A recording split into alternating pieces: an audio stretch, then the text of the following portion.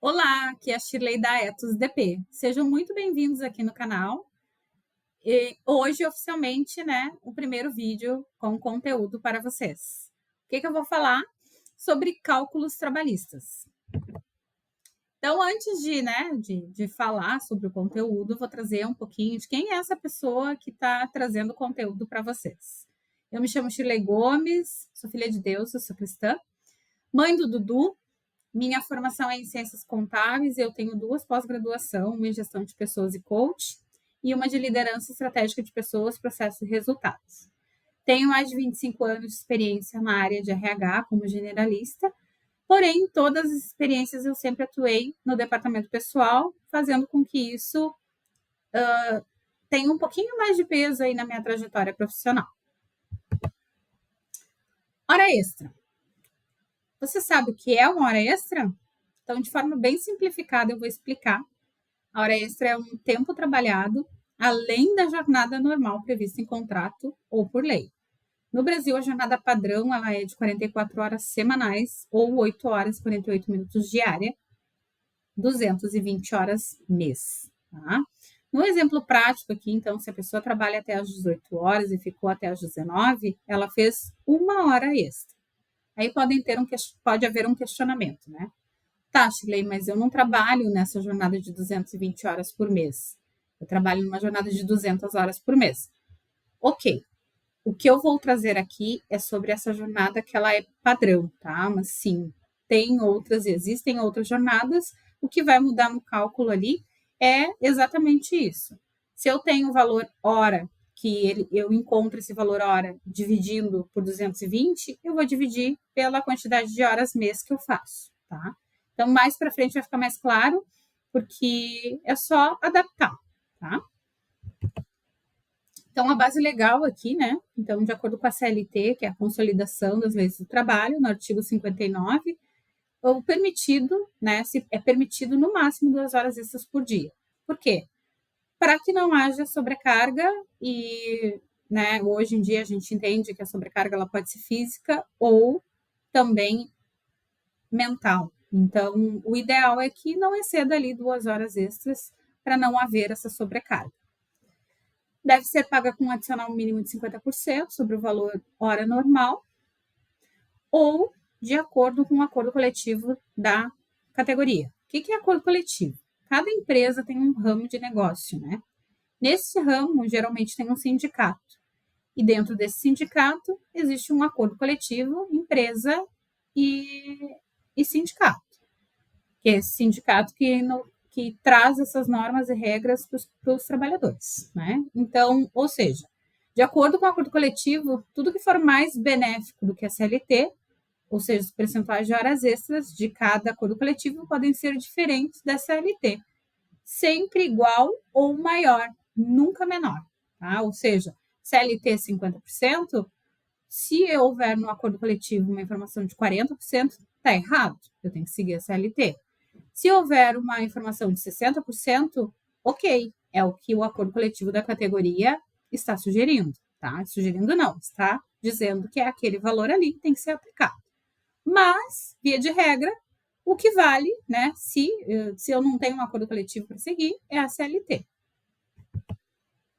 Como calcular essas horas extras? Vai pegar o valor do salário mensal, vai dividir ele por 220, aqui eu abro um parênteses com relação ao que eu falei sobre as jornadas. Se eu faço uma jornada de 200, aqui eu vou aplicar as 200. Vou multiplicar pelo número de horas extras e vou aplicar o adicional de 50%. Um exemplo prático aqui, um salário de R$ 2.200. Eu vou pegar o salário e vou dividir por 220 e vou chegar no valor da hora, que neste exemplo aqui é R$10. As horas extras, a hora extra, nesse exemplo aqui específico, ele vai ficar os R$10 e eu vou aplicar os 50% sobre os R$10, vou chegar no valor de R$15. Neste exemplo, ele está dizendo que eu tenho que a pessoa realizou 5 horas extras. Então, vou pegar o valor de R$15, vou multiplicar por 5, vou chegar no valor total de R$75. Tá? Neste exemplo, prático e simples, o valor normal da hora aqui é R$ 10. O valor com o acréscimo de 50% é R$ 15.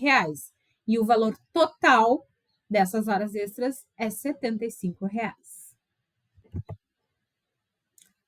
Mas só horas extras a gente... um exemplo prático, se eu chegar no final do mês e eu não identificar as minhas horas extras lá no meu contra-cheque, é porque talvez a empresa opere com banco de horas. O que é o banco de horas? É uma quantidade, um acordo que a empresa faz, né? Empresa, colaborador e empresa, sindicato, de tempos em tempos a gente somar as horas realizadas, né, dentro daquele mês ou daqueles meses, e eu compenso, ou se não houver a possibilidade de compensação, eu pago no final do período acordado, tá?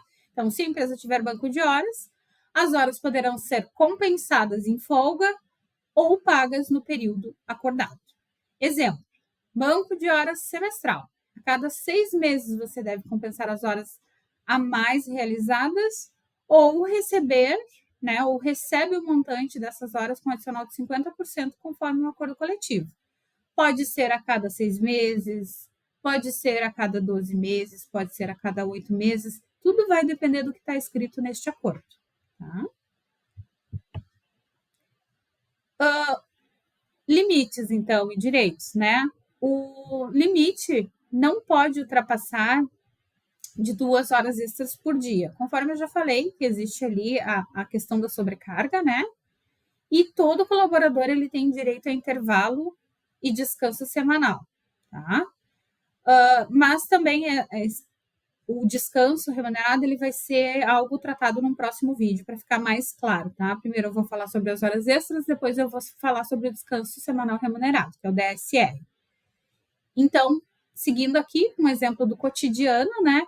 Por que acontece muitas vezes as horas?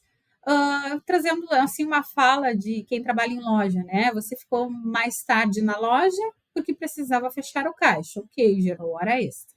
O setor de produção ficou mais 1 hora para concluir um pedido, ok, gerou 1 hora extra. Ou seja, a hora extra ela é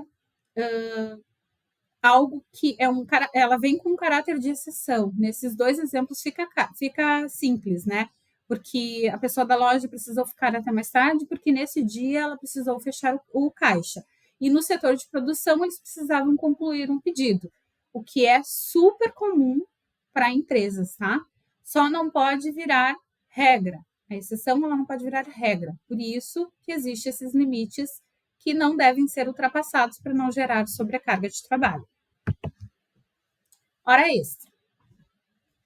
Um exemplo bem simples aqui de como eu calculo, né, um exercício bem simples, o João ganha R$ 3.000 e fez 6 horas extras no mês.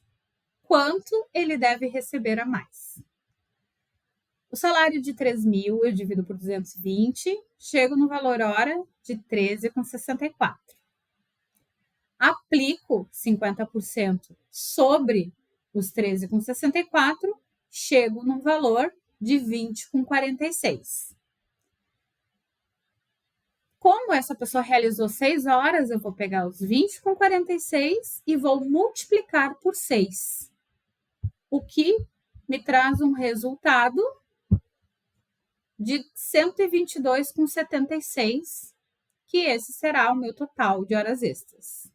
Tá? Isso num exemplo hipotético ali de 6 horas extras no mês. Tá?